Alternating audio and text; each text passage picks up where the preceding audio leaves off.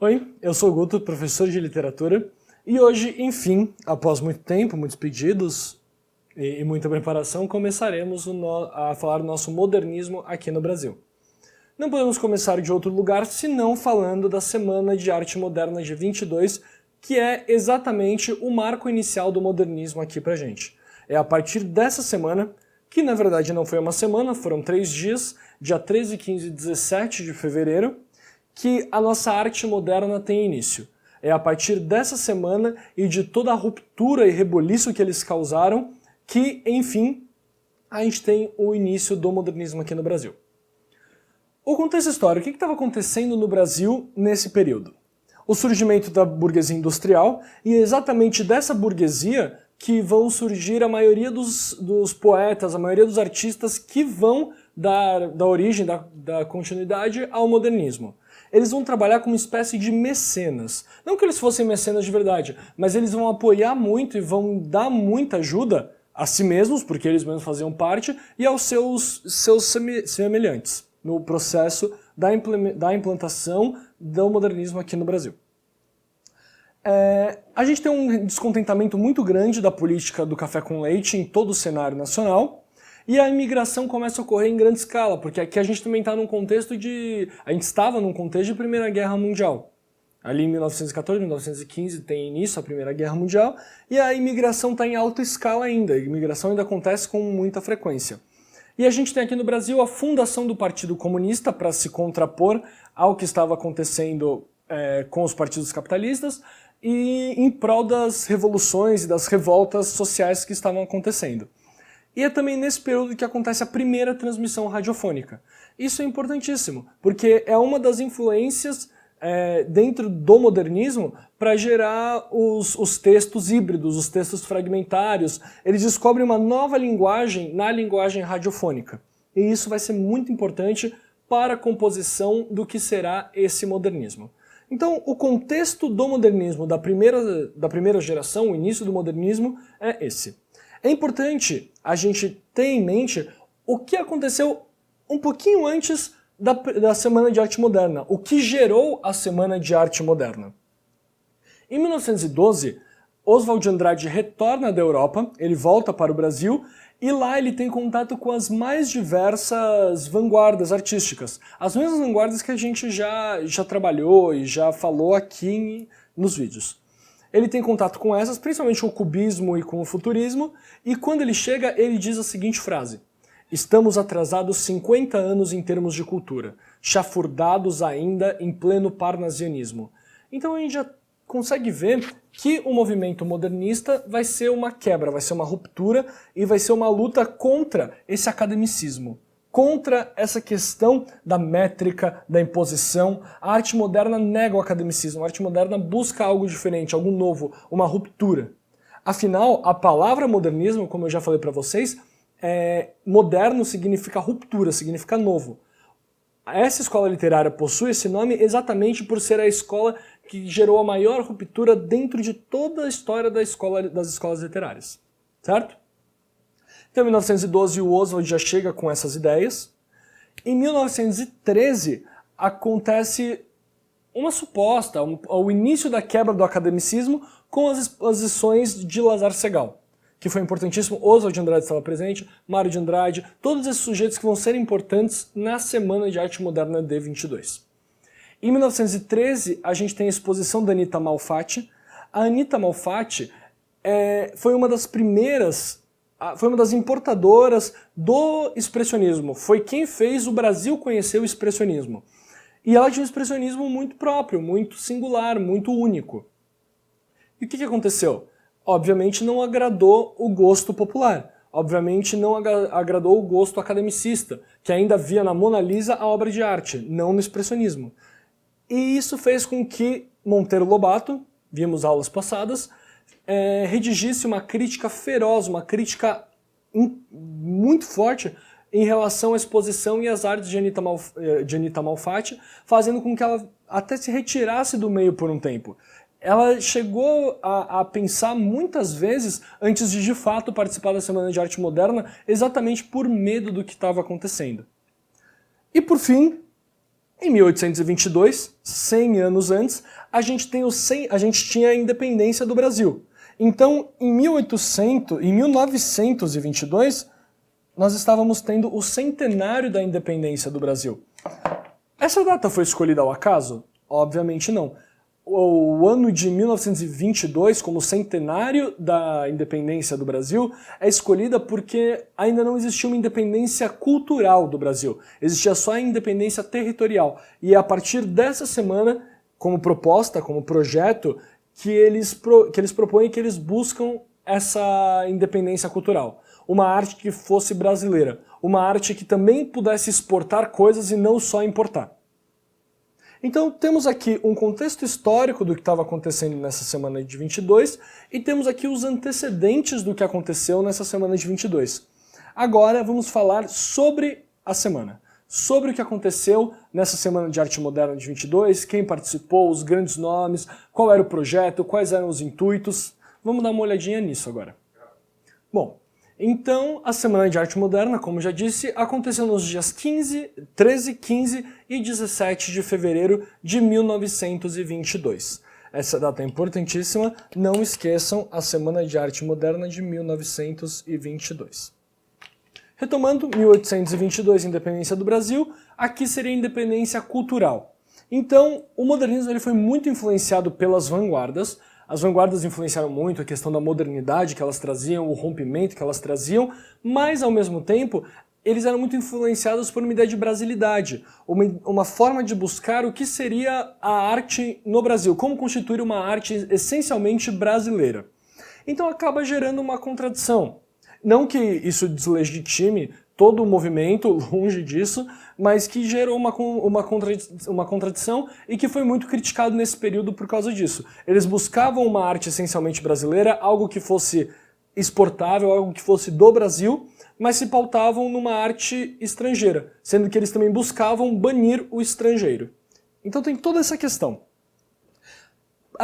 O principal objetivo da Semana de Arte Moderna foi apresentar a nova arte, apresentar uma nova perspectiva de como constituir uma arte e apresentar uma nova forma de arte brasileira. Como fazer essa arte brasileira.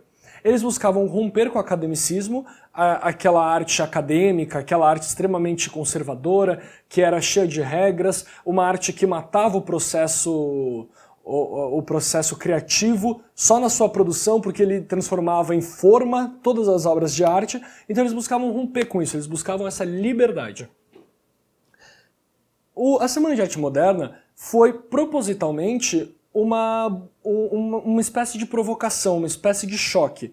O Oswald de Andrade foi um dos principais idealizadores, ele tinha isso muito claro. Ele queria provocar as pessoas, ele queria causar o choque no gosto acadêmico, né, nos gostos requintados, ele queria mostrar uma nova forma de fazer arte, uma arte mais plural, uma arte mais do mundo. E isso foi muito importante nesse contexto. A gente vai ver que o Oswald, ele era um cara complicado, ele era um cara...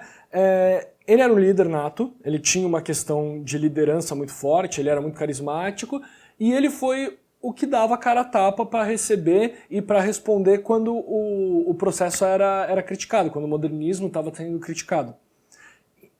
Existem até histórias de que ele teria pago os estudantes e as pessoas que estavam ali, que não eram da mídia ou que não eram da elite intelectual acadêmica, para que vaiasse, para que gerasse esse rebuliço, para que gerasse essa polêmica em volta do que foi a Semana de Arte Moderna e assim conseguisse uma expansão maior, um alcance maior para a semana. Buscavam, como eu disse, uma identidade artística brasileira, uma independência artística brasileira, criar uma arte que fosse essencialmente brasileira, uma arte do Brasil, a partir do Brasil. Os principais nomes que participaram dessa Semana de Arte Moderna foram o Oswald de Andrade, importantíssimo, um dos mentores do movimento, o Mário de Andrade, um dos principais amigos do Oswald de Andrade, e os dois juntos são consideradas as duas figuras mais importantes desse movimento. Não eram irmãos, não eram parentes, é uma coincidência do destino e uma felicidade para a literatura esses dois terem se encontrado. Porque o Oswald, ele tinha algumas ideias.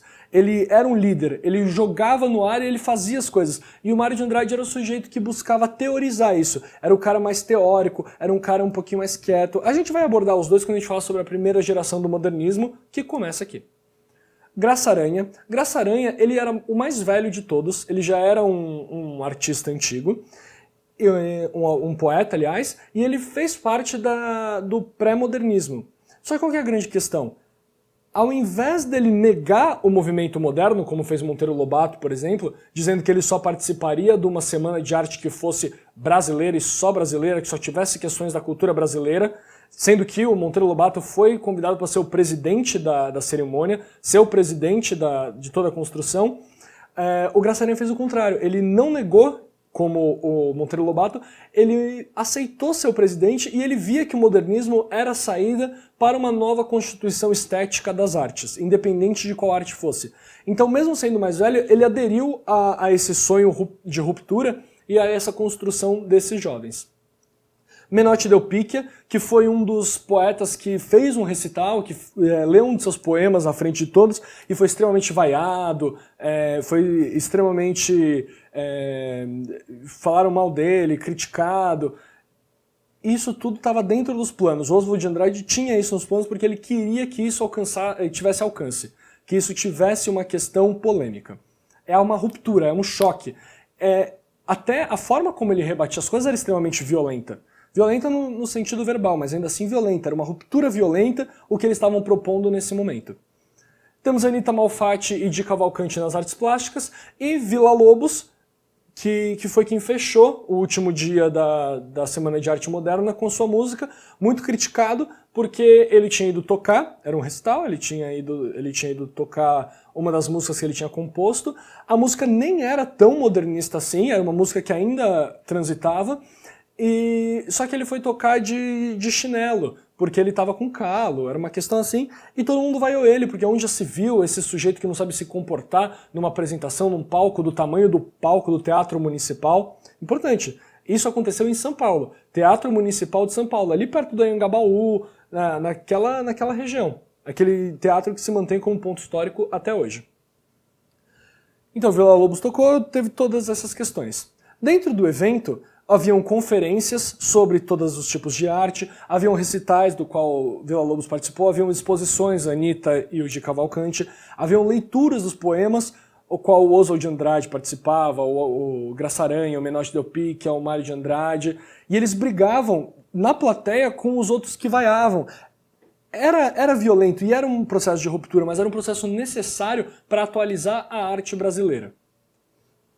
As convenções, enfim, era uma arte de ruptura, era uma arte que buscava algo novo. Um dos nomes que estava envolvido com a Semana de Arte Moderna, mas não participou exatamente por esse caráter violento, foi o poeta Manuel Bandeira. Esse poeta que vai aparecer muito mais na segunda geração do modernismo. Mas a Semana de Arte Moderna abre com um poema dele. O poema se chama Os Sapos. É um poema que critica o academicismo e critica principalmente as construções parnasianas. Essas construções que fazem a palavra brilhar como ouro, mas não dizem nada. Vou ler aqui o poema para vocês. Vocês vão ver que o poema por si só ele já é completamente diferente de tudo que a gente viu até agora. Ele já tem uma temática diferente, uma forma de escrever diferente, até a questão da métrica, do ritmo é diferente. Ele não se vale do soneto, ele se vale de um ritmo ou outro. Enfim.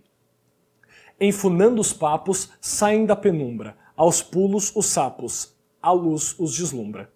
Em ronco, que a terra berra o sapo boi. Meu pai foi à guerra. Não foi. Foi, não foi.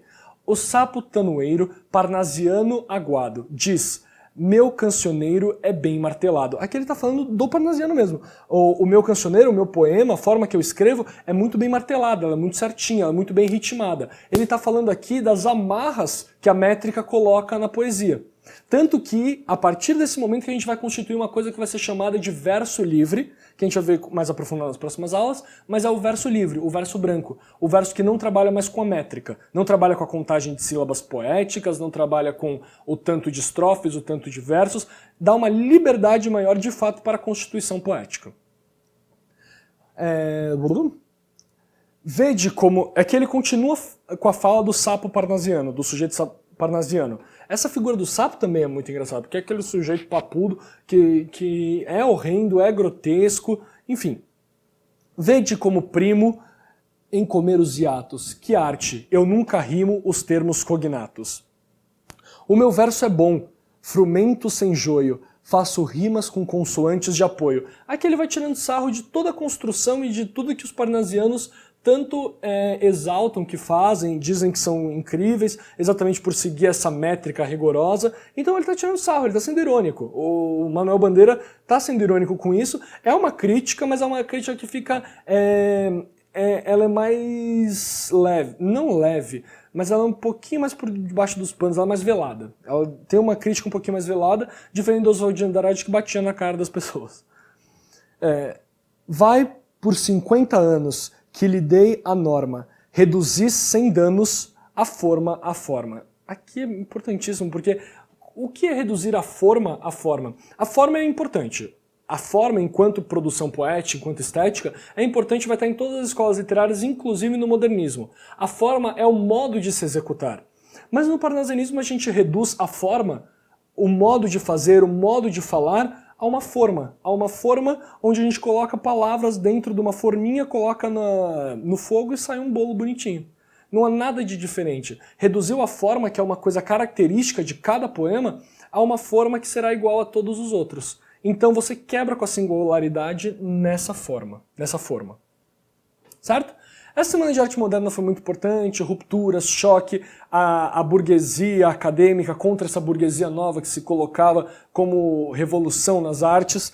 E isso tudo gerou algumas heranças, algumas consequências para o início do modernismo de fato. Eu vou apagar aqui e colocar para vocês para a gente discutir sobre essas coisas. Bom, para finalizar a questão da Semana de Arte Moderna, essa introdução ao nosso modernismo aqui no Brasil, vamos falar um pouquinho sobre a importância e as propostas que foram deixadas a partir desse movimento, a partir dessa semana. Primeiro de tudo, a desintegração do passado. Essa desintegração do passado eles querem dizer em termos acadêmicos, em termos de importar artes, de trazer de fora para dentro as artes. A proposta agora é outra, é criar uma arte que seja exportável. Atualização intelectual, não ficar mais preso à academia, não ficar mais preso ao parnasianismo e saber avançar, saber caminhar com esse modernismo. A pesquisa artística, ir atrás de novas coisas, novas fontes, mas sempre visando uma criação estética nacional, uma criação estética brasileira. A criação estética, obviamente, e a consciência nacional. A consciência de fazer parte e pertencer ao Brasil, criar uma arte que seja voltada e que seja direcionada a essa questão da nacionalidade. Certo? Bom, então a gente tem as consequências e as gerações que a Semana de Arte Moderna de 1922 gerou para o modernismo. Primeiro, o modernismo de maneira geral. A primeira geração, que é conhecida como fase de destruição, ou de implantação. A implantação do modernismo, obviamente. Ela vai de 1922, da Semana de Arte Moderna, até 1930. Tem como principais nomes o Oswald de Andrade, o Mário de Andrade, Tarsila do Amaral, que não participou da Semana de Arte Moderna porque não estava no Brasil. Enfim, todos os nomes que estiveram na Semana de Arte Moderna participaram, mas como principais nomes Oswald e Mário de Andrade. Nessa primeira geração, nós temos manifestos, que são formas radicais, formas completamente novas de uma implantação de artes diferentes para essa consciência estética. A gente vai ter o Manifesto Pau-Brasil, criado pelo Oswald de Andrade, pensando em gerar uma arte que seja exportável, assim como o Pau-Brasil foi exportável quando o Brasil foi colonizado. O Manifesto Inhangatu, que é uma crítica ao Manifesto Pau-Brasil do Oswald de Andrade, criado pelo Plínio Salgado, o Manifesto Regionalista, criado pelo Gilberto Freire, do qual muitos e muitos autores da segunda geração fizeram parte, Graciliano Ramos, José Lins do Rego, eles todos estavam aqui e ganharam voz na segunda geração. E por fim, o manifesto que é considerado o mais importante e mais relevante para essa geração modernista, que é o Manifesto Antropofágico. Também criado pelo Oswald de Andrade, quando ele repensa os erros do Manifesto Pau-Brasil. Tudo isso a gente vai ter uma aula própria para falar só dessa geração, só desses autores, só dessa galera e da produção deles. Só estou dando um adiantamento, uma adiantada. Segunda geração, também conhecida como fase de construção, reconstrução, após a destruição, que seria exatamente a atualização intelectual, a criação estética, seria a continuação, ou a fase de consolidação do modernismo no Brasil. Ela vai de 1930 até 1945, e ela é uma fase em que os poetas e os autores estão um pouquinho mais sóbrios. Aqui eles estavam muito embriagados ainda com toda a revolução que eles estavam causando, com todas as questões. A segunda geração, ela não é de maneira nenhuma menos moderna, menos modernista e causa menos ruptura. Não, muito pelo contrário. Mas ela tem ela é um pouquinho mais centrada do que essa primeira geração, que era muito afoita. Enfim. A segunda geração ela é muito dividida em prosa e poesia. São duas constituições completamente distintas e díspares. A prosa é essencialmente regionalista, e principalmente do regionalismo nordestino. É aqui que surge Graciliano Ramos, é aqui que surge José Lins do Rego, Raquel de Queiroz, é aqui que o Nordeste entra de fato no mapa. Embora o Euclides da Cunha já tenha falado, embora já tenha sido abordado em tempos anteriores, é por conta do Graciliano Ramos, principalmente, que o Nordeste entra no mapa do Brasil e que todas as mazelas dessa sociedade são colocadas. Em termos poéticos, a gente vai ter só os principais poetas do século passado, quiçá da história da literatura brasileira. Carlos Drummond de Andrade, Cecília Meirelles, o Murilo Rubião, vamos ter diversos poetas importantíssimos, Vinícius de Moraes, e que a gente vai estudar aprofundadamente numa aula específica para eles. E por fim a gente tem a terceira geração, que é chamada de geração de 45, e ela tem uma particularidade muito interessante, porque embora ela seja chamada geração de 45, e ela inicia em 45, a gente, estudante de literatura, a gente ainda não sabe se essa fase continua, se nós ainda somos modernos, se nós já somos pós-modernos, o que é essa pós-modernidade na literatura. Enfim, é uma construção muito vasta que ainda precisa ser estudada e a gente não tem ainda como delimitar esse final dessa terceira geração. A terceira geração é marcada por singularidades muito peculiares. A gente tem a Clarice Lispector nessa geração, a gente tem Guimarães Rosa, o Guimarães Rosa ele surge aqui, né, na segunda geração, mas ele continua escrevendo aqui. A gente tem o João Cabral de Melo Neto, com Morte e Vida Severina, que é uma singularidade mesmo, única na história da literatura. E a gente vai ter o concretismo, que foi a primeira vanguarda, de fato, criada no Brasil. A primeira vanguarda essencialmente brasileira, criada pelos irmãos Campos e pelo Décio Pinhatari, e que a primeira vez que o Brasil exportou literatura foi através dessa vanguarda artística. Que eles misturam um cubismo com uma forma diferente, eles fazem um movimento antropofágico nas vanguardas e eles criam uma arte, uma vanguarda, uma forma e uma estética. A gente vai analisar, a gente vai abordar, a gente vai aprofundar em cada um desses nas próximas aulas. Espero que tenham compreendido o que foi essa Semana de Arte Moderna, a relevância que ela teve para a história artística do Brasil. Espero que tenham gostado e a gente se vê nas próximas aulas quando formos falar sobre o modernismo e cada uma de suas gerações. Tchau, tchau!